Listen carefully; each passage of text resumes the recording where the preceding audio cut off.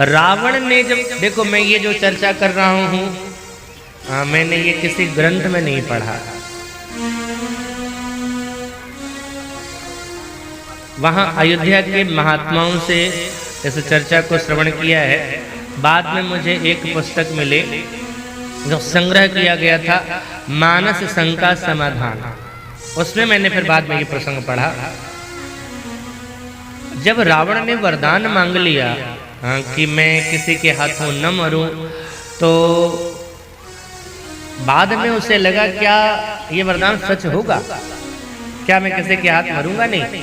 जरा ब्रह्मा से इसकी परीक्षा ले लो। जब उसने वानर मनुष्य जात द्विबारे का वरदान मांगा तो जाकर के ब्रह्मा से पूछा क्या मैं किसी बंदर या मनुष्य के हाथों मरूंगा, क्या मेरी मौत संभव है बंदर और मनुष्य के हाथों से। ब्रह्मा ने कहा हाँ संभव है, तेरी मौत मनुष्य के हाथ ही होगी। तो रावण ने कहा फिर लगे हाथ ये भी बता दीजिए कि किस मनुष्य के हाथों मरूंगा। तो बता दिया रघुवंश में महाराज दशरथ के पुत्र राम के हाथों तू मरेगा। इसलिए जब जब रघुवंश में राजा बदले तब तब रावण ने अयोध्या को जीतने की चेष्टा करी, राजाओं को मारने की चेष्टा करी, लेकिन हर बार वो मुंह की खाया है। यहाँ तक कि महाराज दशरथ को भी जीतने आया था। महाराज दशरथ ने अपने बाएं हाथ से एक दरवाजा बंद कर दिया और कहा तू खोल दे मैं तुझसे युद्ध करूंगा। रावण ने पूरी ताकत लगा दी, लेकिन वो फिर जब धनुष यज्ञ होने वाला था तब तक समाचार हुआ उसे प्राप्त हुआ। उसे पता था कि अगर सीताराम का विवाह हो जाएगा तो वही मेरी मौत का कारण बनेगी।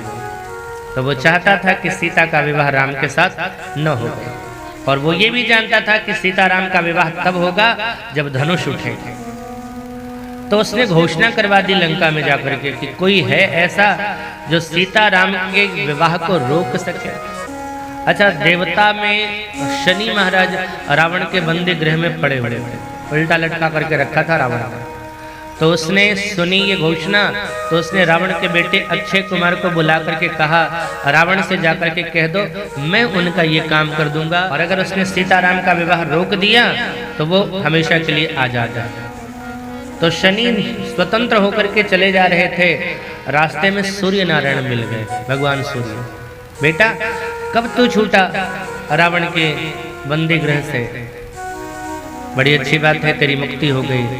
शनि ने कहा पिताजी मेरी मुक्ति हमेशा के लिए नहीं हुई है, मेरी मुक्ति हमेशा के लिए तब होगी जब सीताराम विवाह को रोकूंगा मैं।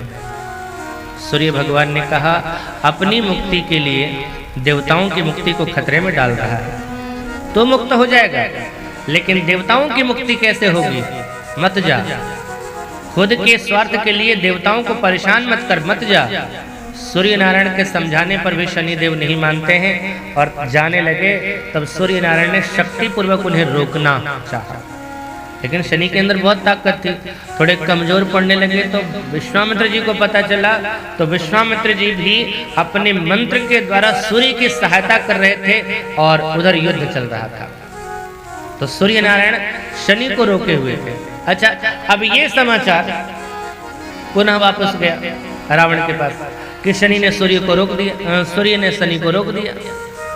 अब जो बाधक बनने वाला था वो बाधा भी नहीं पहुंच पाई जनकपुर।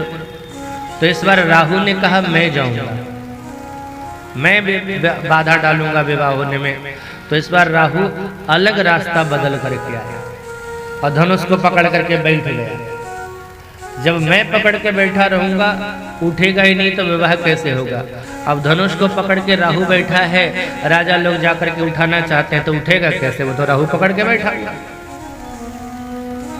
उधर विश्वामित्र जी उधर ध्यान दे रहे हैं शनि और सूर्य के युद्ध को, इधर राहु पकड़ के बैठा हुआ, धनुष उठ नहीं रहा था। अब राजा जनक ने जैसे ही कहा तजहु आस निज निज गृह जाहु लिखान विधि वैदेहि विवाहु, एक तरह से सभा के समाप्ति की घोषणा राजा जनक ने कर दी।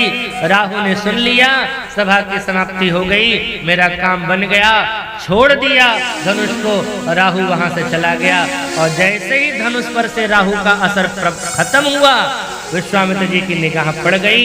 तुरंत राम जी से कहा विश्वामित्र समय शुभ जान,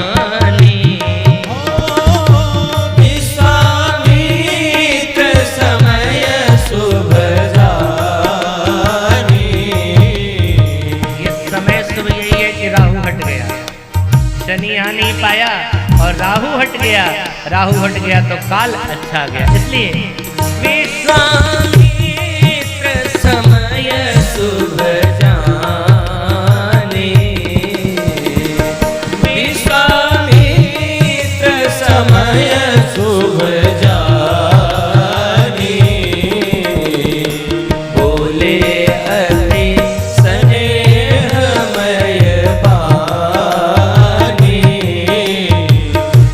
बोले अति स्नेहमय वाणी। उठहु राम भंजहु भव चापा, भेटहु तात जनक परितापा, उठहु राम भंजहु भव चापा, भेटहु तात जनक परि